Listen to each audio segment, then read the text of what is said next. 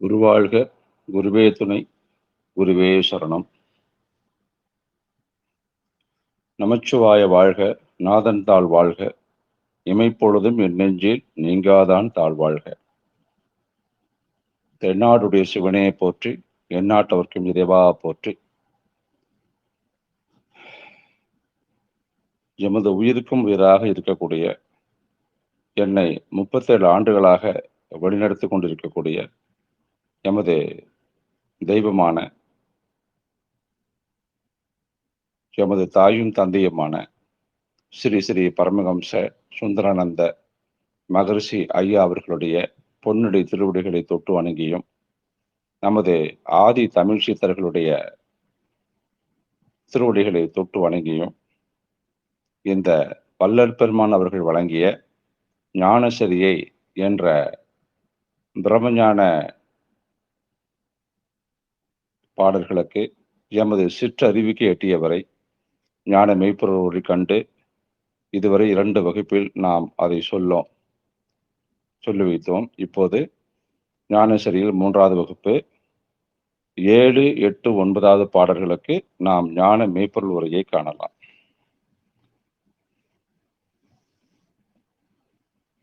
ஓ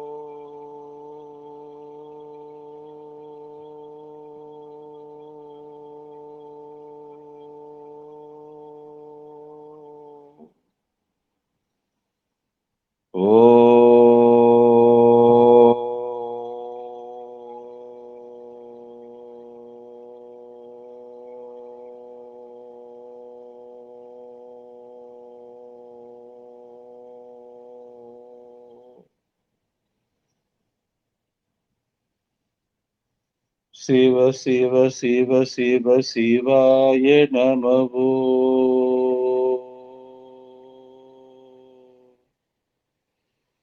சிவ சிவ சிவ சிவ சிவாய நமவோ.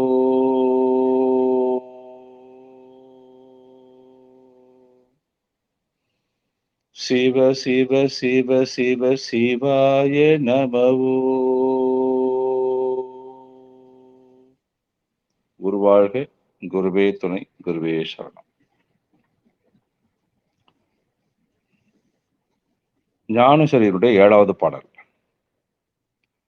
நீர் பிறரோ யான் உமக்கு நேய உற வளனோ, நெடுமொழியே உரைப்ப நன்றி கொடுமொழி சொல்வேனோ, சார்புறவே அருளமுதம் தந்து என மேலேற்றி தனித்த பெரும் சுகம் அளித்த தனித்த பெரும்பதிதான், சீர்பெறவே திருப்பொதிவில் திருமேனி தரித்து சித்தாடல் புரிகின்ற திருநாள்கள் அடுத்த ஓர் பெறவே இதுவல்ல தருணம் இங்கே வம்மின் உலகிலேர் உண்ணியவார் அற்றிடிவேர் விரைந்தே.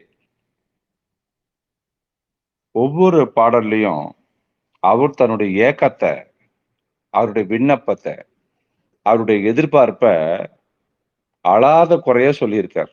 எப்படியாவது நம்ம கடை சேரிட மாட்டோமா, எப்படியாவது நம்ம பிரம்மஞானத்தை பெற்றுவிட மாட்டோமா? ஆனா விடை என்ன?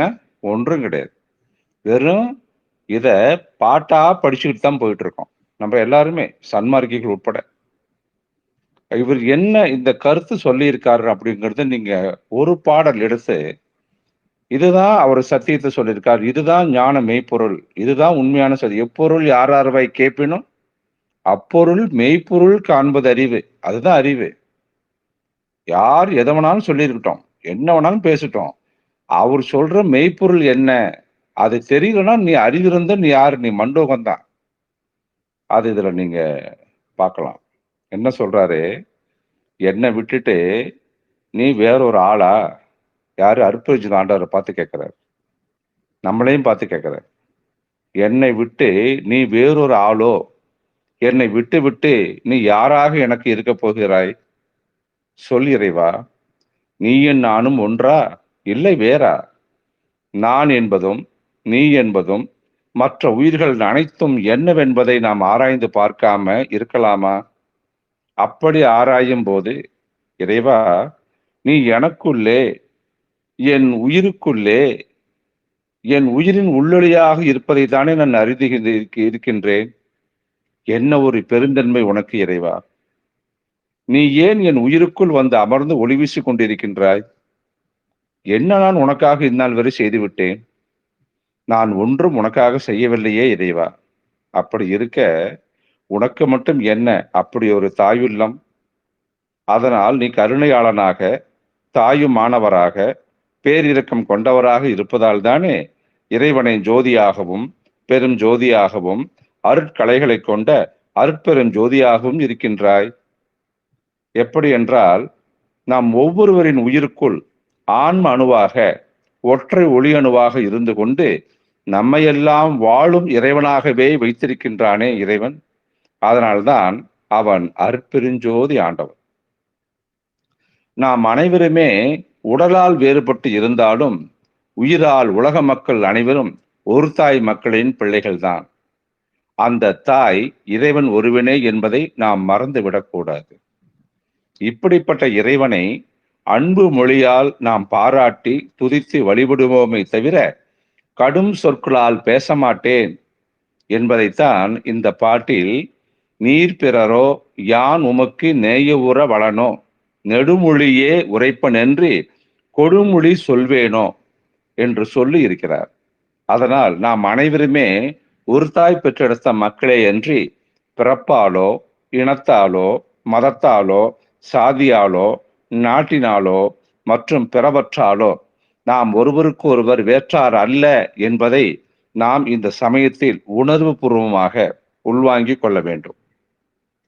ஆகவே நாம் அனைவருமே இறைவனின் அருளாற்றலால் ஆண்மநேயம் கொண்ட, ஒருமை பாட்டுரிமை கொண்ட அன்பு சகோதர சகோதரிகள் தான் என்பதை தெளிவாக உணர்ந்து கொள்வோம்.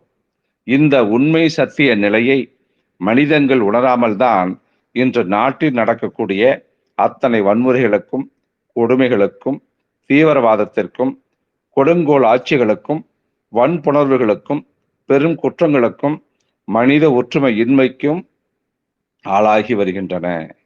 அருட்பதியான இறைவன் நம் உயிருக்குள்ளே அமர்ந்து கொண்டு என்ன செய்து கொண்டிருக்கிறான் என்றால், நமக்கு சதா அருளமுத பாலை கொடுப்பதற்காகத்தான் அமர்ந்திருக்கின்றான். இது எத்தனை பேருக்கு தெரியும்? சொல்லுங்கள் பார்க்கலாம். ஒருவருக்கும் தெரியாது. அருளமுதம் என்ற வார்த்தை தெரியுமே தவிர, அந்த அருளமுதம் எங்கே இருக்கிறது, எப்படி இருக்கிறது, அதை எப்படி உண்பது என்பது யாருக்காவது தெரிகிறதா? இல்லை அல்லவா? அப்புறம் எதுக்கு வெறுமனே அருளமுதம் என்று வாய்க்கிலேயே பிதற்றிக் கொள்கிறோம்? தமிழின் எந்த ஒரு வார்த்தையும் தேன்தான், அமுதம்தான். அமுதத்தில் எத்தனை வகை இருக்கிறது என்பது நமக்கு தெரியுமா? அதை பற்றி பிரம்மஞான கிரியா நூல்களில் மிக தெளிவாக கொடுத்திருக்கின்றோம். முதலில் அமுதம் என்னவென்பதை தெரிந்து கொண்டால்தான் நம்மால் அதற்கு அடுத்த நிலையான அருள்நிலைக்கே போக முடியும். இதை நாம் திருமூலரிடம்தான் கேட்க வேண்டும். அவர் சொல்கின்றார், திருமந்திரம் 1958 பாடல்ல, விந்துவன் வீசத்தை மேவிய மூலத்து நந்தி அங்கியினாலே நயந்து எரித்து அந்தமில் பானு அதிகண்ட மேலேற்றி சந்திரன் சார்புற தன்னமுது ஆமே. என்ன ஒரு அற்புதமான ஒரு ஞானம் பாருங்க. விந்துவென்று சொல்லப்படுகின்ற உயிர்வாழ் வித்தனை பொருந்திய மூலத்து இடத்தில் விளங்கக்கூடிய மூல அனலால் செம்மையுறச் செய்து கொப்புள் முதல் நெஞ்சம் வரையுள்ள சூரிய மண்டலத்திற்கு வலப்பால் நாடி வழியாக ஏற்றி, அதன் மேல் நெஞ்சம் முதல் நெற்றி வரையுள்ள சந்திர மண்டலத்திற்கு இடப்பால் நாடி வழியாக ஏற்றி, அந்த சந்திர மண்டலத்தை சார்புற தன்மையும் வெண்மையும் மிக்க வன்மை எதுவோ அதுவே அமுதம் என்கிறார். அப்ப சூரியன் என்ன வலது திருவடி, சந்திரன் என்ன இடது திருவடி. இதை ரெண்டும் நீங்க சேர்க்கிற சுடராளி தவத்துலதான் இந்த சார்புற தன்னமுது அப்படிங்கிற ஒரு வார்த்தையை உங்களால அனுபவத்தால் பார்க்க முடியும். அது மட்டுமா? அதுக்கு அடுத்த பாடல் 1959வது திருமந்திரம். அமுத சதி அமுத சசி விந்துவாம் விந்து மால அமுத புனலோடி அங்கியின் மால அமுத சிவபோகம் ஆதலால் சித்தி அமுத பலாபனம் ஆங்கூரும் யோகிக்கு. அதாவது சந்திரனுடைய துளி துளியாகின்ற அமுதம் என்று சொல்லப்படுகின்ற அந்த உடலில் இருக்கக்கூடிய விந்து மாளுதலாகிய கட்டுப்பாட்டினை எய்த அதுவே பெருங்கெடுத்தோடி கொப்புளில் தோன்றுகின்ற சிவானலில் கட்டுப்படும்.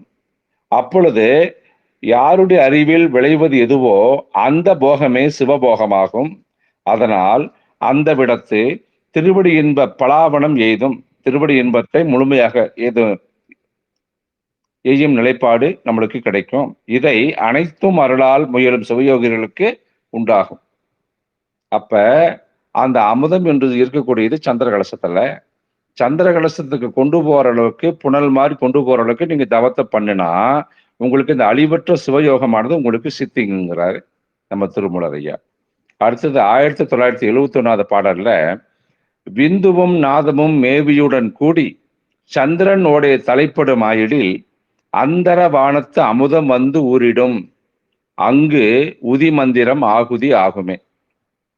அப்ப இந்த விந்துவும் நாதமும் அருளால் பொருந்தியுடன் கூடி திங்களுடன் தலைப்படுமாயின் ஆயிரவிதழ் தாமரை பறவெளியிலிருந்து ஊற்றிலும் அமிழ்தம் வந்து வெள்ளம் போன்று இடையராது பெருகும். அந்த இடத்து திருவைந்தெழுத்து மந்திரமே ஆகுதி. அப்ப அந்த விந்து என்றும் நாதம் என்றும் சொல்லக்கூடியது, விந்து என்பது வலது திருவடி, நாதம் என்பது இடது திருவடி. இந்த ரெண்டும் சுடராளி தவத்தில் ஒன்றாகின்ற பொழுதுதான் அமிழ்தமானது வெள்ளமாக பொழிய ஆரம்பிக்கும், ஊற்றெடுக்க ஆரம்பிக்கும். அந்த இடம்தான் திருவைந்தெழுத்தாக நமசிவாய என்ற அந்த மந்திரம் தான் அந்த இடத்துல ஆகுதியாக கொடுக்கப்படும். இப்படி ஆகுதியாக கொடுக்கணும் என்பது நீங்க குரு கிட்ட, ஒரு தக்க குரு கிட்ட நீங்க மாணவராக சேர்ந்து அந்த சூக்குமத்தை நீங்க கேட்கின்ற பொழுது நீங்கள் அந்த நிலையை பெறுவதற்குண்டான தகுதியை எப்பொழுது அடைகின்றீர்களோ அப்பொழுது அந்த சிவ ரகசியம் உங்களுக்கு கற்றுக் கொடுக்கப்படும்.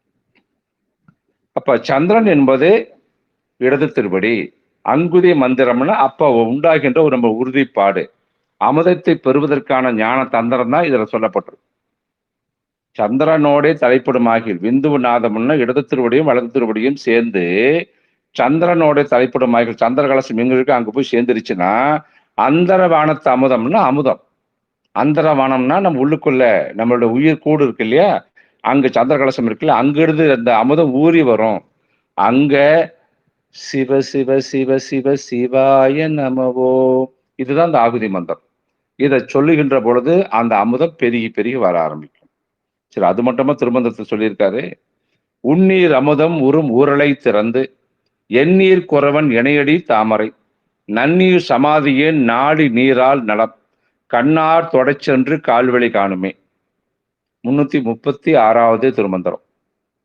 உன்னீர் அமுதம் ஊறும் ஊரலை திறந்து எண்ணீர் குறவன் இணையடி தாமரை நன்னீர் சமாதியை நாடி நீரால் நலம் கண்ணார் தொடச்சென்று கால்வழி காணுமே. கண்ணார் தொடச்சென்று திருவடி இல்லாம உங்களை உள்ள வந்து போக அந்த உன்னீர், எண்ணீர், நன்னீர், கண்ணீர், இவ்வளவு வார்த்தை சந்தனயம் பார்த்தீங்களா?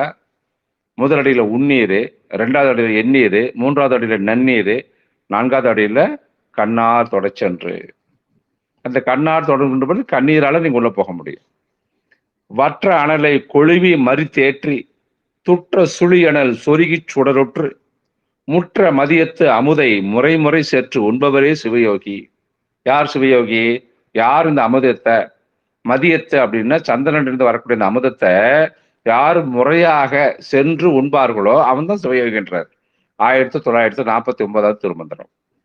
அதுக்கு அடுத்த பாடல்ல விந்துவன் வீசத்தை மேவிய மூலத்து நந்திய அங்கியினாலே நயந்து எரித்து அந்தமேல் பானு அதிகண்டம் மேலேற்றி சந்திரன் சார்புற தன்னமது அம்மை. இது முன்னாடி சொன்ன விளக்கத்தில் சொன்னது 1958வது திருமந்திரம். அடுத்தது 846வது பாடல், முக்கியமான பாடல். தெளிதரும் இந்த சிவநீர் பருகில் ஒளிதரும் ஓராண்டில் ஊனம் ஒன்றில்லை வலியுறும் எட்டின் மனமும் ஒடுங்கும் களிதரும் காயம் கனகம் அதாமே. இதுல இந்த தெளிதரும் இந்த சிவநீர் பருகில் அப்படின்னா இதுக்கு விளக்கம் எழுதின அத்தனை உரையாசிரியர்களும் புலவர்களும் அந்த சிவநீரை நம்மளுடைய சிறுநீர் யூரின் சொல்றாங்க. அப்ப நம்மகிட்ட இருந்து வர்ற அந்த சிறுநீரை ஒரு வருஷம் நீங்க சாப்பிட்டீங்கன்னா, நீங்க ஓராண்டு சாப்பிட்டீங்கன்னா, நீங்க எப்படி இருக்கணும்னா 1000 ஆண்டு வாழலாமா. ஒரு வருஷம் வரைக்கும் சாப்பிட்டீங்கன்னா, உங்களுக்கு எந்த பாதகமும் வராது. மனம் அடங்கிரும். காயம் தங்கமாயிடும். உங்களுடைய தேகம் தங்கமா மாறிடும் அப்படின்றாங்க. யாரோ ட்ரை பண்ணி பாருங்க. ஒரு வருஷம் நம்மளுடைய சிறுநீர் பிடிச்சு குடிச்சோம்னா ஆயிடுமா? எவ்வளவு ஒரு தவறான ஒரு விளக்கம் பாருங்க. அந்த சிவநீர் என்பது சந்திர கலசத்திலிருந்து வரக்கூடிய அந்த அமுதம். சந்திரன் என்பது இடகலை, சூரியன் என்பது வடகலை. சூரிய அந்த வலது திருவடியை பிடிச்சுக்கிட்டு அமுத காற்றால உள்ள போய் சந்திர கலசத்தை எப்போ நீங்க தொடுறீங்களோ அப்பதான் அந்த நீர் சிவநீரா மாறும். இததான் அந்த அமுதத்தை தான் அப்படி சொல்றாரு. இப்படி நீங்க அமுதத்தை ஒரு வருஷம் சாப்பிட்டுக்கிட்டே வந்தீங்கன்னா, ஒரு நாள் கூட விடக்கூடாது. ஒவ்வொரு நாளும் நீங்க அமுதத்தை சாப்பிடணும். தவம் செஞ்சு சாப்பிட்டுக்கிட்டே வந்துட்டீங்கன்னா, உங்க தேகம் மனம் இல்லாம போயிடும்.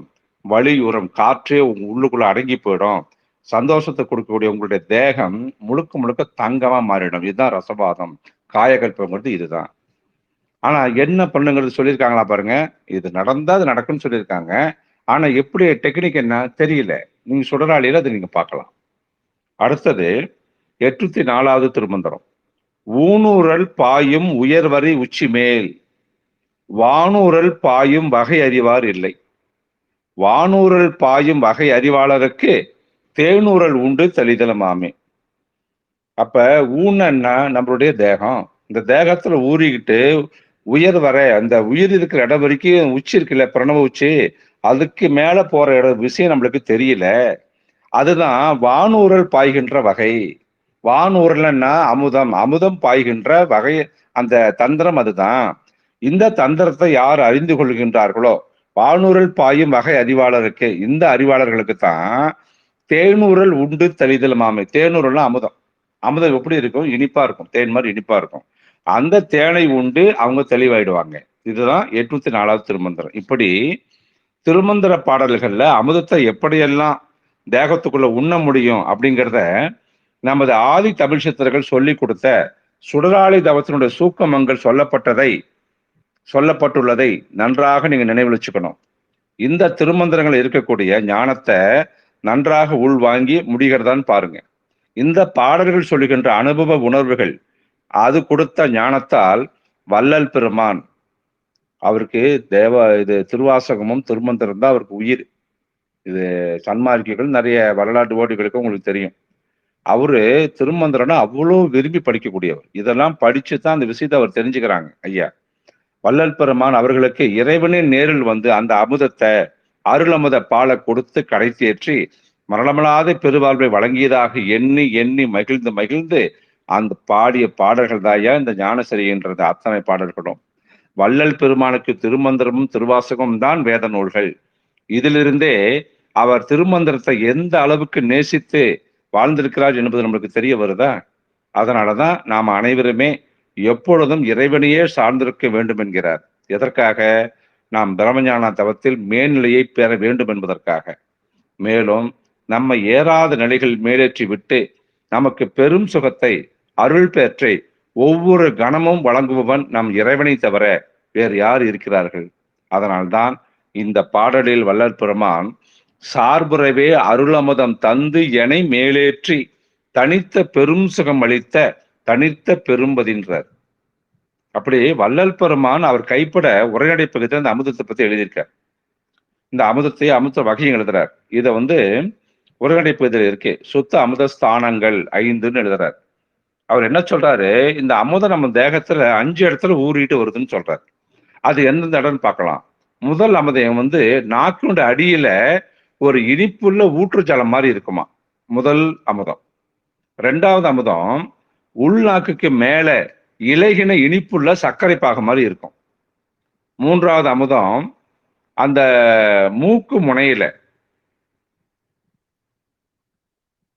காய்ச்சின சர்க்கரை பால்பு இருக்கும். மூக்கு முனைங்கிறது தவறு. நாக்குனுடைய முனையில காய்ச்சின சர்க்கரை பாகு போல இருக்கும். இது 3வது அமுதம். 4வது அமுதம் எங்க இருக்கும்னா நெற்றிக்கு நடுவுல முதிர்ந்த மணி கட்டியாக இருக்கும். இந்த நெற்றிக்கு நடுவில் இருக்க இந்த மணிக்கட்டியை தான் நம்ம சுடராளி தவத்தில் பண்ணுகின்ற பொழுது 3வது திருவடி எங்க தோணும்? நெற்றி நடுவுல தான் தோன்றும். அப்ப தோணுகின்ற பொழுது அந்த அமது காற்று பட்டு பட்டு பட்டு அதை வந்து என்னாகும்? உருக்க ஆரம்பிக்கும். அந்த உருகல் தான் 4வது அமுதம். அப்புறம் 5வது மகா இனிப்புள்ள மணிக்கட்டியாக இருக்கும். அதிக குளிர்ச்சியாகவும் அது இருக்கும். ரொம்ப குளிர்ச்சியா ஜில்லுன்னு இருக்கும், மணிக்கட்டி மாதிரி இருக்கும். இந்த 5வது அமுதத்தை உண்டவர்கள் என்றும் அழியாத தேக சித்தியை பெற்றார்கள். சரி, இது எப்படி அடைய முடியும்? இந்த 5 அமுதம் சொல்றாங்க வள்ளல் பெருமன் சொன்னதுதான், நம்ம சொல்லல. அப்ப அதை அடைவதற்கு என்ன உபாயம் வேணும் இல்லையா? ஒரு தந்திரம் வேணும் இல்லையா? இங்க இருக்குது அங்க இருக்குன்னு சொல்றாங்க. நம்ம அத்தனை பேர் நாக்கு இருக்குல்ல, நாக்கு இருக்குது, மூக்கு இருக்குது, தொண்டை இருக்குது. ஏன் நம்மளால அமிர்தத்தை சாப்பிட முடியல? என்னைக்கா நம்ம சிந்திச்சு பார்த்துருக்கோமா? அவர் பாட்டு எழுதிட்டு போயிட்டாரு உரைநடை பகுதியில. என்னடா பண்றது? என்ன பண்ணுனா இது நம்மளால அந்த அமிர்தத்தை நான் சாப்பிட முடியும்? ஒரு ஹோட்டல்ல சாப்பாடு இருக்கு, ரொம்ப பெஸ்ட் ஹோட்டலு, சூப்பர் டேஸ்ட்டு. நண்பர் ஃபோன் பண்ணி சொல்றாப்புல, டேய் இந்த ஹோட்டல் நான் போனேன்டா, சாப்பிட்டேன்டா ஃபேமிலியோட, அருமையா இருக்குடா, நீ ஃபேமிலி போய் சாப்பிட்டு வாடான்னா, அது எங்க இருக்குதுன்னு அவன் சொல்லுவான், இடத்தையும் சொல்லுவான், இப்போ லொக்கேஷன் அனுப்புவான். நேரா அங்க போய் நீங்க சாப்பிடுவீங்க. அந்த சுவையை உங்களால அறிந்து உணர்ந்து கொள்ள முடியும் இல்லையா? அது எங்க இருக்குன்னு சொல்லணும்ல. எப்படிப்பா போறது? வழியும் சொல்லணும்ல. அந்த வழி தான் அடுத்தது பாருங்க. 1வது அமுத நாக்கு நுனியில இருக்கு இல்லையா? அத பக்குவ ஞானத்தாலையும் சிருஷ்டி வல்லப பிரக்ஞையாலும் தான் உண்டாகும். பக்குவ ஞானம் இருக்கணும், சிருஷ்டி வல்லப நினைவு இருக்கணும். இது 2 இருந்துச்சுன்னா உங்களால வந்து நாக்கு நுனியில் இருக்க அமுதத்தை உங்களால சாப்பிட முடியும். இது உங்களால ஆகுமான்னு பாருங்க. சரி, அடுத்து 2வது அமுதம். முதல்துக்கு அமுதன் பேரு. 2வது அமுதம் இருக்குல்ல, அதுக்கு வந்து புவன அமிர்தம்னு சொல்றாரு. அது எங்க இருக்குன்னா நாக்கு மத்தியில இருக்கும். அத பக்குவ கிரியைகளாலும் ஸ்திதி நினைவுகளாலும் உண்டாகின்ற உணர்ச்சிகளாலும் அதை நான் வந்து நம்மளுக்குள்ள உண்டாகும்னு சொல்றாரு. எப்படிப்பா அது? பக்குவ கிரியைனா என்ன? ஸ்திதி பிரஜை உணர்ச்சியில் எப்படி கொண்டு வர்றது? அவர் பாட்டு எழுதிட்டாரு, ஒன்றும் புரியலையே. சரி, அது அப்படியே இருக்கட்டும். அடுத்த 3வது அமிர்தத்துக்கு பேரு மண்டல அமிர்தன் பேர். இது நாக்கினுடைய அடியில இருக்கும். பக்குவ இச்சையாலும் சம்சார உணர்ச்சியால் உண்டாகக்கூடிய அமுதம் தான் இது. சரி, அடுத்த 4வது அமுதம் ஒண்ணு இருக்கு. அந்த அமுதம் தான் ரகசிய அமிர்தம் சொல்றாரு. உள்நாக்குக்கு அடியில. இது எப்படி வரும்னா பக்குவ துரோபவத்தால் உண்டாகும். பக்குவ துரோபவம்னா என்ன? சரி, நம்மளுக்கு தெரியல, விட்டுருங்க. 5வது அமுதம். 5வது அமுதத்துக்கு பேரு தான் மௌன அமிர்தம். இது உண்ணாக்குக்கு மேல இருக்கு. இத பக்குவ அணுக்கிரகத்தாலும் அணுக்கிரகத்தினுடைய சுவாபத்திலிருந்த அனுபவத்தாலும் துரிய நிலையில உண்டாகும்னு சொல்றாங்க. சரி, இந்த ஒவ்வொரு அமுதத்தையும் நம்ம எப்படி உண்பது? எப்படி அந்த அமுதத்தை ஊற்றெடுக்க வச்சு நம்ம வெளியே கொண்டு வர்றது? இதுதான் முக்கியமான ஒரு விஷயம். இந்த இடத்துல இந்த வகுப்புல யாரெல்லாம் இப்ப உள்ள வந்திருக்கீங்களோ அத்தனை பேருக்கு பெரிய கிஃப்ட். ஹைலைட்டான ஒரு விஷயத்தை தான் இப்ப நம்ம சொல்ல போறோம். எவ்வளோ ஞானங்களையும் வள்ளல் பெருமான் மறைச்சு சொல்லியிருக்காங்க பாருங்க. இந்த விஷயத்துக்கு தான் நான் குருகிட்ட கேட்டேன். இது நான் சதுரிகள் இருந்தப்ப இந்த விஷயத்த வந்து எனக்கு அப்படி சொன்னாங்க. அதுல முதல் அமுதம் எங்க இருக்கு? நாக்கு நுனியில இருக்கியா? அந்த நாக்கு நுனியில உங்களுக்கு இனிப்பு சுவை இருக்கும் தவம் செய்கின்ற பொழுது. எந்த தவம் செய்கின்ற பொழுது என்றால், ஓங்கார தவத்தை நீங்கள் எவ்வளவு ப்ராப்பரா பண்றீங்களோ அவ்வளவு ப்ராப்பரா வந்து ஒரு 3 மணி நேரம் பண்ணிட்டீங்கன்னா இந்த நாக்கு நுனியில இனிப்பு சுவை வருவதை உங்களால உணர முடியும், சுவைக்க முடியும்.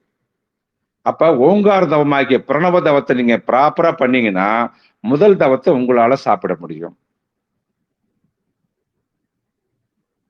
அடுத்தது 2வது அமிர்தம் என்ன? புவனாமிர்தம்.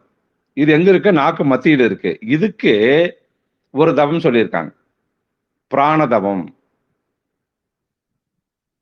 இந்த பிராண தவத்தை, பிராண காற்றை நீங்க தவமா உள்வாங்கி பண்ணுகின்ற பொழுது 3 மணி நேரம் தொடர்ந்து நீங்க பண்ணினீங்கன்னா உங்களோட நாக்கு மத்தியில இனிப்பு சுவை கொண்ட ஒரு பாகு வெளியே வரும், உங்களால் உணர முடியும். ஆனா தினமும் இது நடக்கணும். அமுத காத்து வர நேரத்துல இது நடக்கணும். நடந்தாதான் இது சாத்தியம். இந்த அமிர்தத்தை உங்களால சாப்பிட முடியும். அதுக்கு நம்மளுக்கு உபயோகமாகின்ற ஒரு தந்திரம் எது? பிராணதவம். முதல் வந்து ஓங்கார தவம். எது? அமுதம் உண்டாகிறதுக்கு நாக்கு நுனியில. புவனாமிர்தம் உண்டாகுவதற்கு பிராணதவத்தை நீங்க ப்ராப்பரா செஞ்சிருக்கணும். 3வது மண்டல அமிர்தம். இது எங்க இருக்கு? நாக்குக்கு அடியில இருக்கு. இது என்ன நீங்க பண்ண கொண்டு வர முடியும்னா 3 மணி நேரம் மகாமந்திரத்தை விடாம ப்ராப்பரா அமுத காத்து வருகிற நேரத்தில் நீங்க பண்ணியிருந்தால் மண்டல அமிர்தம் நாக்குக்கு அடியில இனிப்பு சுவை வந்து ஊற ஆரம்பிச்சிடும். இது 3வது அமுதம். இந்த 3 அமுதத்தை நீங்க சாப்பிடணும். ப்ராப்பரா 1 வருஷம் நீங்க சாப்பிட்டு ஆகணும். நாங்களாம் 3 வருஷம் சாப்பிட்டோம். இந்த 3 அமுதங்களையும் நீங்க அவ்வளவு அற்புதமாக நீங்க சாப்பிட்டுட்டீங்கன்னா 4வது அமுதம் என்று சொல்லக்கூடிய உள்நாக்குக்கு அடியில இருக்கக்கூடிய அந்த ரகசிய அமுதத்தை நீங்க செய்கின்ற அந்த சுடராழி தவத்தால சாப்பிட முடியும். உள்நாக்குக்கு அடியில பிரம்மந்தத்துக்கு பக்கத்துல இந்த சுடராழி தவத்தால மட்டும்தான் உங்களால் ரகசிய அமிர்தத்தை வெளியே கொண்டு வரவே முடியும். இப்ப 4 அமுதம் சாப்பிட்டாச்சு. அடுத்தது என்ன வேலை? கடைசி அமுதம் என்ன? மௌன அமிர்தம். இதை எப்படி கொண்டு வரணும்னா துரிய நிலையில கடைசியா நம்ம சொல்லிக் கொடுக்கிற தவம் எது தவம்? பிரம்ம சாந்தி தவம். பிரம்மம் ஆகிய உயிருக்கே அமைதியையும் அந்த ஓங்கார ஒளியையும் மௌனமாக ஊட்டக்கூடிய அந்த பிரம்மசாந்தி தவம். அந்த பிரம்மசாந்தி தவத்தை தான் நான் என்ன சொல்லியிருக்கேன்? முதல் 4 தவங்களுக்கு ஆகக்கூடிய நேரத்தை பிரம்மசாந்தி கொடுக்கணும்னு சொல்லிருக்கேன். அந்த பிரம்மசாந்தியை நீங்க பண்ணுகின்ற போதுதான் பிரம்மசாந்தியில் நீங்க எப்படி இருக்கீங்க, எந்த செயல்பாடு செய்ய மாட்டீங்க, மௌனமா இருப்பீங்க இல்லையா, அமைதியா மௌனமா எங்களை கவனிச்சுட்டு இருப்பீங்க இல்லையா, அப்பதான் மௌன அமிர்தம் வெளியே வரும். எவ்வளவு ரிலேட்டடா வச்சிருக்காங்க பாருங்க. ஆதி தமிழ் சித்தர்கள் சொல்லி கொடுத்த அத்தனை கலையும் வள்ளல் பெருமான் தன் வாழ்க்கையில செஞ்சு பிரம்மஞானமாக்கி ஒளி தேகத்தை அடைஞ்சிட்டு போன மார்க்கம் தான். இது வரைக்கும் இந்த உலகத்துக்கு இந்த தவம் இப்படி பண்ணி இந்த அமிர்தங்கள் உண்டாகும் இது வரைக்கும் எந்த பதிவிலும் சொல்லப்படலை. யாரும் பேச்சுரையாகவும் சொல்லலை, காணொலியிலும் சொல்லலை. உலகத்துக்கு முதல் முறையாக இன்றைக்கு நம்ம சொல்லியிருக்கோம். அப்ப இந்த 5 அமுதங்களை நம்ம சொல்லித்தர பிரம்மஞான தவத்தினோட 5 நிலைகள்ல கண்டிப்பாக உங்களால உணர்ந்து அனுபவிக்க முடியுங்கிறது சத்தியத்திலும் சத்தியம். சரி, இந்த 5 அமுத நிலைகளுக்கும் பிரம்மஞான தவங்களுக்கும் அவ்வளவு ஒற்றுமை இருக்குங்க. அமுதம் ஊறணும்னா அதை பருகிட வேணும்னா என்ன நாம பண்ணணும்? முதல்ல நாம அந்த அமுதத்தை அதனுடைய இறுகி போன நிலையிலிருந்து மிருதுவாக்கி இலக்கி உருக்கணும். இலகாத உருகாத எந்த திரவமும் வெளியே ஓடி வருமா? வராது இல்லையா? பனிக்கட்டு எங்கேயாவது ஓடுமா? இயங்குமா? ஆனா அது உருக ஆரம்பிச்சிச்சுன்னா பனிநீர் நதியாக ஓடுது இல்லையா? இமயமலை ஓடி வர்ற நீரெல்லாம் பனிநீர் தானே. அந்த ஆர்டிக் பிரதேசத்துல கூட அனைத்து நதிகளும் கடலும் பனிக்கட்டியா தானே இருக்கு. இந்த திடநிலை உருகாம பனி திரவ நிலையை பெறுமா? அதை போலத்தான் அமுதங்களும் நமக்குள்ளே நமது கர்ம வழிகளின் காரணமாக இறுகி போய் கெட்டியாக இருக்கு. இத தவம் என்ற ஞான அக்னியால் சூடாக்கி இழக்கும் போதுதான் அவைகள் உருகவே ஆரம்பிக்கும். தவத்தை செய்யாம அமுதங்களை உருக்கவே முடியாது. இது சத்தியத்திலும் சத்தியம். ஞான அக்னி உண்டாக வேண்டும்னா மும்மலங்கள் சூடாகி பழுத்திருக்க வேண்டும். பழுத்து விட்ட மும்மலங்கள் எரிந்து நாசமாக வேண்டும். மும்மலங்கள் ஒளிந்த பிறகுதான் அமுத காற்று பிரம்மநாடியின் வழியாக உள்ளே சென்று அமுதம் சந்திரகலசத்தை சூடாக்கி உருக்கும். இவற்றை வள்ளல் பெருமான் எங்கேயும் சொல்லல. அவரும் சொல்வதை போல மறைச்சிட்டு தான் போயிருக்கார். ஏன்னா அவையெல்லாம் பிரம்மஞான ரகசியங்கள் என்பதால் தீயோர்கள், ராக்கதர்கள், ராட்சசர்கள், வஞ்சகர்கள், பஞ்சமா பாதகம் செய்பவர்கள் கையில கிடைத்து விடக் கூடாது என்பதற்காக. உதாரணத்துக்கு அவருடைய உரைநடை வாக்கியத்தை வச்சே நம்ம விளக்கலாம். அவர் எழுதிய உரைநடை பகுதியில 97வது வசனம் பாராவில் என்ன சொல்றாரு? சாகாத கல்வி பத்தி பேசுறாரு. வேதங்கள் முக்கியம், சாகாத கல்வி சொல்லி இருக்கின்றன. தேவர் குரலில் முதல் அதிகாரத்தில் சாகாத கல்வி குறித்து சொல்லி இருக்கிறதே, அதை தக்க ஆசிரியர் மூலமாக தெரிந்து கொள்ளலாம். தேவர் குரல் திருக்குறள்ல முதல் அதிகாரத்துல கடவுள் வாழ்த்துல சாகாத கல்வியை பத்தி திருவள்ளுவர் சொல்லிட்டு போயிருக்கார். ஆனா பரிமேலழகர் உட்பட இன்றைக்கு இருக்கக்கூடிய நம்ம இந்த பாப்பையா ஐயா வரைக்கும் இவங்க அத்தனை பேருமே சாகாத கேள்விக்கு உண்டான தவம் தத்துவம் இதுதான்னு உறுதிப்பட சொல்லல. எல்லாருமே இலக்கிய நயமாக அந்த தமிழ் பொருள் நயமாகத்தான் சொல்லியிருக்காங்க. இவர் ஐயா என்ன சொல்றாரு? வள்ளல் பெருமான் தக்க ஆசிரியர் மூலமாக நீங்க தெரிஞ்சுக்குங்கன்ட்டார். ஆனா சாகாதுகள்னு சொல்றாருல்ல, அந்த சாகாதுகளுக்குண்டான விஷயத்த அவர் சொல்லணுமா இல்லையா? சொல்லல. அடுத்ததுல 98வது பாராவுல சொல்றாரு, "தூக்கத்த ஒழிச்சா ஆயுசு விருத்தியாகுன்றார். ஒருவன் ஒரு நாளைக்கு 2½ நாழிகை தூங்க பழக்கம் செய்வானானால், அவன் 1000 வருடத்திற்கு ஜீவித்திருப்பான். எப்போதும் மறப்பில்லாமல் ஆசானுடைய திருவடியை ஞாபகம் செய்து கொண்டிருப்பதே சாகாத கல்விக்கு ஏதுன்னு சொல்றார்." நல்லா கவனிங்க. தூக்கத்தை ஒழித்தால் ஆயுசு விருத்தியாகும். ஒருவன் ஒரு நாளைக்கு 2½ நாழிகை தூங்க பழக்கம் செய்வானானால், அவன் 1000 வருடம் ஜீவித்திருப்பான். எப்போதும் மறப்பில்லாமல் ஆசானுடைய திருவடியை ஞாபகம் செய்து கொண்டிருப்பதே சாகாத கல்விக்கு ஏதுன்றார். சரி. நம்ம இதுக்குள்ள கொஞ்சம் போலாம். இது முக்கியமான ஒரு விஷயம். நல்ல மனம் இங்க வச்சு கேளுங்க. எப்பவுமே மறக்காம குருவினுடைய திருவடியை ஞாபகத்துல வச்சுக்கிட்டே இருக்கணும்னு சொல்றார். அப்படி வச்சுக்கிட்டே இருந்தீங்கன்னா, சாகாத கல்விக்கு அதுதான் வழின்னு சொல்றார். தூக்கம் எப்ப மனுஷனுக்கு இல்லாம போகும்? யாருக்காவது இதுக்கு பதில் இருக்கா? தூக்கம் எப்ப மனுஷருக்கு இல்லாம போகும்? எல்லாரும் தூங்குறான் இல்லையா? தூங்காத ஆட்கள் கிடையாது. தூங்காத நாளும் கிடையாது. அவன் எப்பவுமே ராப்பகல் இடத்துல இருக்கும்போது தான் அவனால தூங்காம இருக்க முடியும். ராப்பகல் இடத்தில் இருக்கும்போது தான் மனிதனால் தூங்காம இருக்கலாம். அப்ப அந்த ராப்பகல் இடம்னா என்ன? இத பத்தி நம்ப YouTubeல பேசியிருக்கோம். நீங்க அங்க போய் நல்ல முழுமையா தெளிவா நீங்க கேட்டுக்கலாம். அதுதான் அந்த அந்த ராப்பகல் இடம் எது தெரியுமா? அதுதான் நம்ம உயிர் இருக்கக்கூடிய இடம். துரியம் இருக்கக்கூடிய இடம். அங்குதான் காலம், இடம், நேரம் என்பதெல்லாம் அங்க கிடையாது. காலமற்ற, இடமற்ற, நேரமற்ற இடத்துல நம்மால தூங்க முடியுமா? காலம் கிடையாது அங்க, இடம் கிடையாது, நேரம் இல்ல. இடமே இல்லாம எப்படி நீங்க தூங்குவீங்க? நேரமே இல்லாம எத்தன மணி நேரம் தூங்குவீங்க? நல்லா யோசிச்சு பாருங்க. இந்த ராப்பகல் இடத்தில் தான் அத்தனை சூரிய குடும்ப கோள்களும், நட்சத்திரங்களும், மின்காந்த அலைகளும், அமுத காற்றும் சதா ஜீவித்துட்டே இருக்கு. எந்த கிரகமாவது, நட்சத்திரமாவது தூங்குதா? அவைகள் தொடர்ந்து ஒவ்வொரு க்ஷணமும் இயங்கிட்டு தானே இருக்கு. பால்வெளியில இரவைப் போல இருட்டும் கிடையாது. பகலைப் போல வெளிச்சமும் அங்க கிடையாது. அதுதான் ராப்பகலற்ற இடம். பிரபஞ்சமும் அண்ட சராசரங்களும் இந்த ராப்பகலற்ற இடத்தில் இருப்பதால் தான் இன்று வரை எத்தனையோ கோடி ஆண்டுகள் ஆனாலும் கூட இன்றும் அழியாத மரணமற்ற நிலையிலேயே அவைகள் ஜீவித்து வருகின்றன. அதனால்தான் வள்ளல் பெருமான் சொல்லுகின்ற சாகாத கேள்விக்கு ஏது வழி என்றால் அது ராப்பகலற்ற இடத்தில் நாம் ஜீவிப்பது தான். இது எப்படி எவ்வாறு செய்யறது?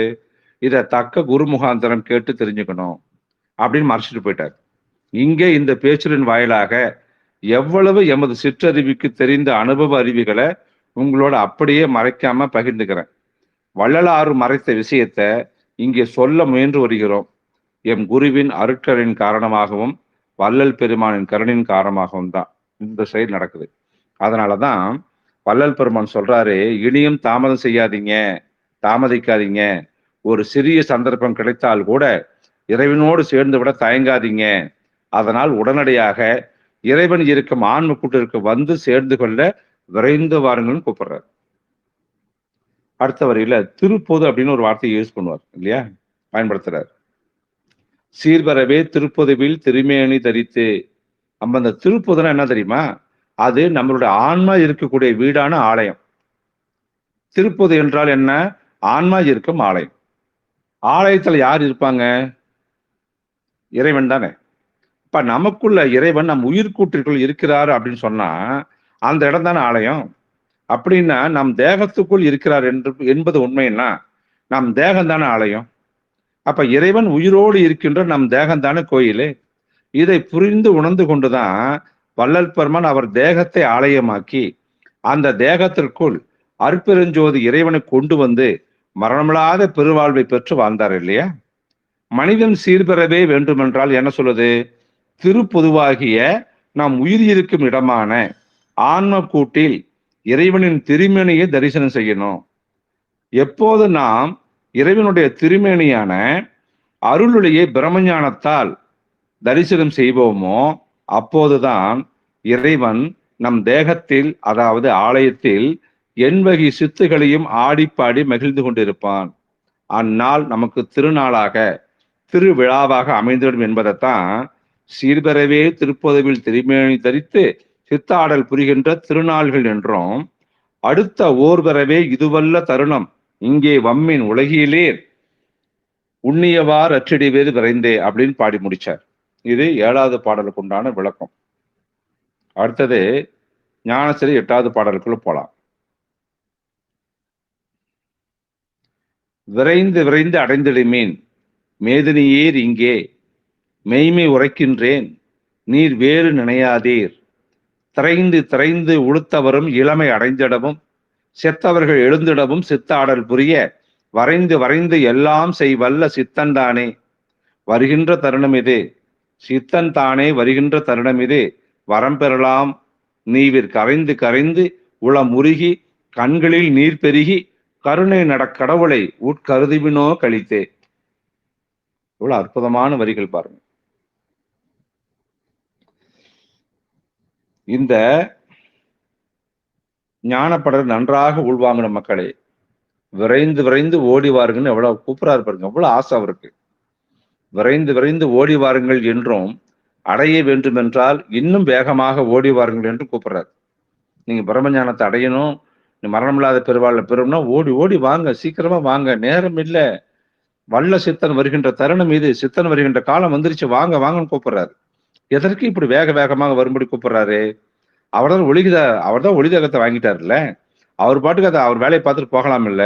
எதுக்காக நம்ம எல்லாம் விரைவாக வேகமாக நடந்து கூட வராம ஓடி வாங்க வாங்கன்னு கூப்பிடுறாரு? நன்றாக சிந்திச்சு பாருங்க. வள்ளல் பெருமான் எங்கிருந்து கொண்டு நம்ம எல்லாம் அழைக்கின்றார்? இதுதான் கேள்வி. வள்ளல் பெருமான் எங்கிருந்து கொண்டு நம்ம எல்லாம் அழைக்கின்றார்? அவர் எந்த இடத்தில் இருந்து கொண்டு அழைக்கின்றாரோ அந்த இடத்திற்கு வரும்படி நம்ம கூப்பிடுறார். அவர் இருக்கின்ற இடம் எது? அதுதான் நமது உயிரெல்லாம் எந்த இடத்தில் இருக்குமோ அந்த இடம்தான் நமது சிற்றம்பலம், அறிவம்பலம், அக அம்பலம், உயிரம்பலம், சிற்றம்பலம் இருக்கும் இடம். இந்த இடத்தை அவரின் தவத்தால் அடைந்து பெற்றுக்கொண்டு ஒவ்வொரு கணமும் இறைவனுடைய திருமுலைப்பாலை உண்டு உண்டு நித்திய தேகத்தையும் ஞான ஒளி தேகத்தையும் பெற்றதன் காரணமாக நம்மையும் அவ்வாறு சுத்த தேகத்தையும் ஒளி தேகத்தையும் அடைய வேண்டும் என்பதற்காக திருமூலரை போல எப்படி கூப்பிடுறாரு பாருங்க. நான் பெற்ற இன்பம் பெருகிய வையகம் வான் பற்றி நின்ற மறைபொருள் சொல்லிடின் ஊன் பற்றி நின்ற உணர்வுறு மந்திரம் தான் பற்ற பற்ற தலைப்படும் தானே. திருமந்திரம் 85. இப்படித்தானே நம்மளையும் கூப்பிடுறாரு. தான் பற்ற இன்பத்தை, ஆனந்தத்தை, அமுதத்தை மற்றவர்களுக்கும் கொடுத்து அதன் மூலமாக இன்பத்தை தான் அனுபவித்து அனுபவித்த மகிழ வேண்டும் என்ற ஒரு தொலைநோக்கு தாயுள்ளத்தோடு தானே நம்மளை இப்படி கூப்பிடுறாரு. எவ்வளவு பெரிய தயா உள்ளம், கருணை உள்ளம் பார்த்தீங்களா வள்ளல் பெருமானுக்கு. என்ன விஷயத்தை மற்றவர்களுக்கும் கொடுத்து மகிழ வேண்டும் என்று நினைச்சார் அவரு? அற்பெருஞ்சுதி ஆண்டவர் கொடுத்த அருளமுதத்தை மற்றவர்களுக்கும் கொடுக்கணும், நம்மளோட வச்சுக்க கூடாது. அதுவும் விரைந்து கொடுக்கணும், அதுவும் ஓடி போய் கொடுக்கணும். அதற்காக மக்களை நம்மை விரைவாக ஓடி வந்து வாங்கிக்கங்க, நான் பொய் சொல்லல, உண்மையை சொல்றேன், மெய்மையை சொல்றேன், வாங்க வாங்க வாங்க, இதை வேறாக நினைச்சு இருமாந்து நீங்க செத்து போடாதீங்க மக்களே, வாங்கன்னு சொல்றாரு. எப்படி? விரைந்து விரைந்து அடைந்திருமீன் மேதினியீர் இங்கே மெய்மை உரைக்கின்றேன் நீர் வேறு நினையாதீர். என்ன ஒரு கருணை பாருங்க. அவ்வாறு அருட்பெருஞ்சோதி இறைவன் அருளக்கூடிய அந்த அருள் அமுதத்தை யார் உண்டு இன்புறுவார்களோ அவர்கள் கண்டிப்பாக நரை திரை மூப்பனை அடையவே மாட்டார்கள். காரணம், அருளமுது என்பது நித்திய ஜீவ ஆற்றலை தன்னகத்தை கொண்டதால். அதனால் அருளமதை உண்போர் நரையில்லாமல் தசைகளில் சுருக்கம் இல்லாமல் என்றும் இளமையாகவே வாழ்வாங்க. அதோடு அல்லாம அருளமிதன் மருத்துவ குணம் என்ன தெரியுமா? இறைவனை போல 5 தொழில்களையும் செய்யும் வல்லமை வாய்ந்ததுதான் அந்த அருளமுதம். அதன் காரணமாகத்தான் இறந்தவர்களின் உடலில் 3 நாட்கள் வரை ஜீவித்திருக்கக்கூடிய அந்த தனஞ்சின் வாயுவை ஒன்றை மட்டும் வைத்துக்கொண்டு இந்த அருளமுதமானது உயிர் பெற்று எழுகின்ற ஆற்றலை கொடுத்து விடுவதால இறந்து போன அந்த தேகமானது உயிர் பெற்று விளங்கிறோம். இந்த அருளாற்றலை வைத்துக் கொண்டுதான் சித்தர்களும் பிரம்மஞானிகளும் இந்த இறந்தவர் உடலை எழுப்பி அந்த தேகத்தை மேலும் நீண்ட ஆயுளை பெறுவதற்காக வச்சாங்க.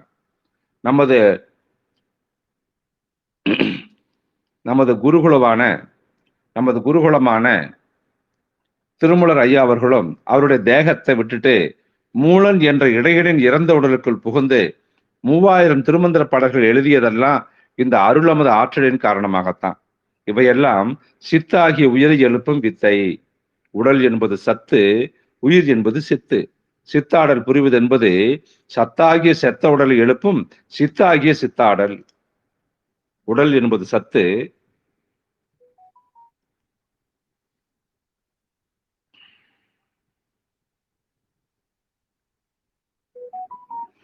உடல் என்பது சத்து, உயிர் என்பது சித்து. சித்தாடல் புரிவது என்பது சத்தாகிய செத்த உடலை எழுப்பும் சித்தாகிய சித்தாடல். இதைத்தான் வள்ளல் பெருமான் திரைந்து திரைந்து உளுத்தவரும் இளமை அடைந்திடவும் செத்தவர்கள் எழுந்திடவும் சித்தாடல் புரிய அப்படின்னு சொல்றார். அப்ப சத்தான பரம்பொருளின் நித்திய தன்மை தான் சித்து என்றும், அந்த சித்தாகிய உயிர் தான் நம்மை காத்து கொண்டிருக்கக்கூடிய உயிர் என்றும், அதுதான் நம் திருவடிகளில் இருக்கக்கூடிய உண்மையான ஒரே ஒரு மெய்ப்பொருள் என்றும், அதுவே சத்தியத்திலும் சத்தியமான நித்திய பொருள் என்றும் அமலப்பொருள் என்றும் உணர்ந்திட வாழ்ந்திட வேண்டும். அப்ப யார் உண்மையில சித்தன்? சித்தன் யார சொல்லலாம்? இந்த கேள்வி நமக்கு இல்லாம இருக்குமா? அத்தனை பேத்துக்கு இருக்கும். அதை நம்ம தெரிந்து கொள்ளலாம் வாங்க. இந்த பிரபஞ்சத்தினுடைய அகண்ட பேரறிவை பெற்றவர்கள் தான் சித்தர்கள். நிலைத்திருக்கக்கூடிய மெய்ஞான அறிவை பூரணமாக பெற்றவர்கள் யாரோ அவரே சித்தர். சித்தாகிய தன் உயிரை ஒளியாக ஒளியாக பேசும் ஜீவனாக காண்பார் யாரோ அவரே சித்தர்.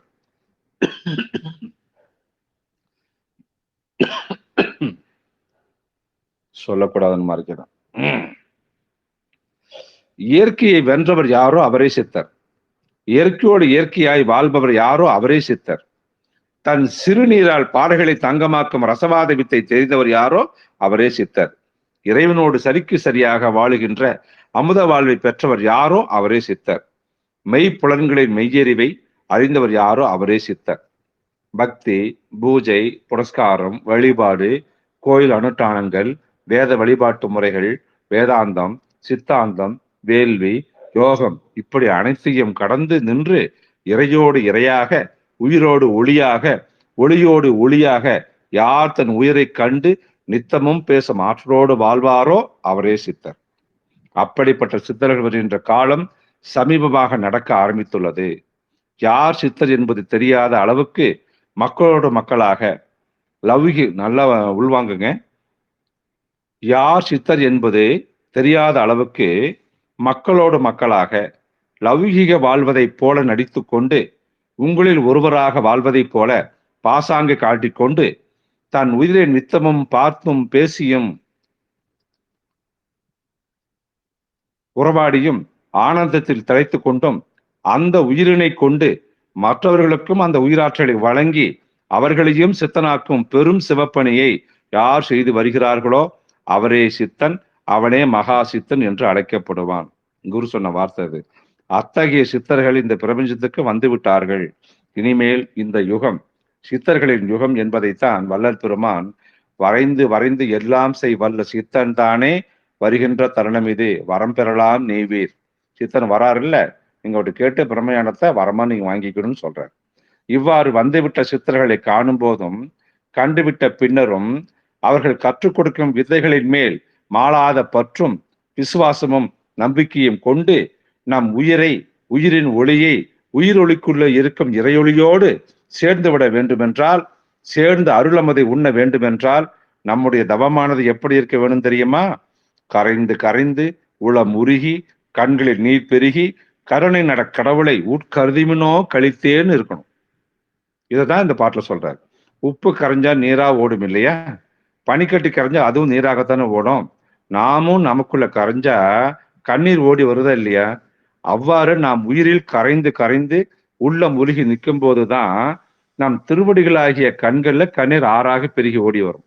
இதுவெல்லாம் நம் உயிர் மீது, இரவின் மீது நாம் அன்போடும் கருணையோடும் இரக்கத்தோடும் இருக்கும் மனநிலையை பெறும்போதுதான் நடக்கும்.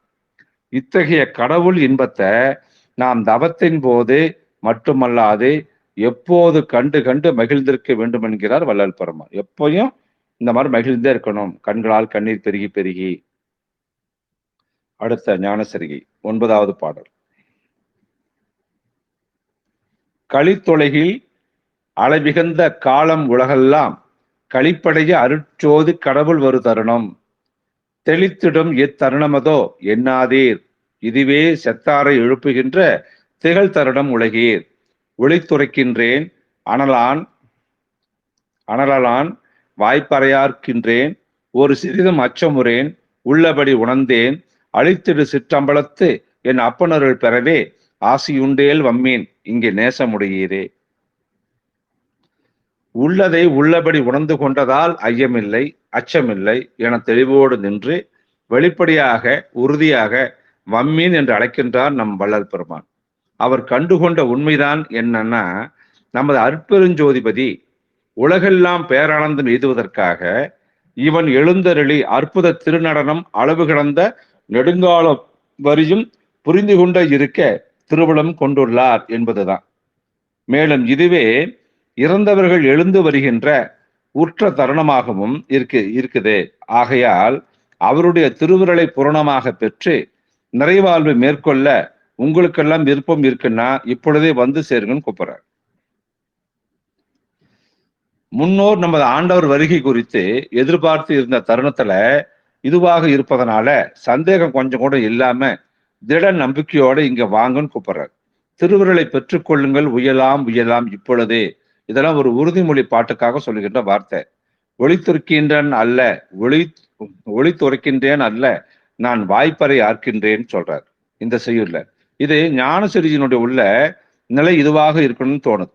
வாய்ப்பறை ஆர்த்தல் என்ற தலைப்புக்கு ஒரு விளக்க நிலையாக இந்த பாமொழி அமைஞ்சிருக்கு.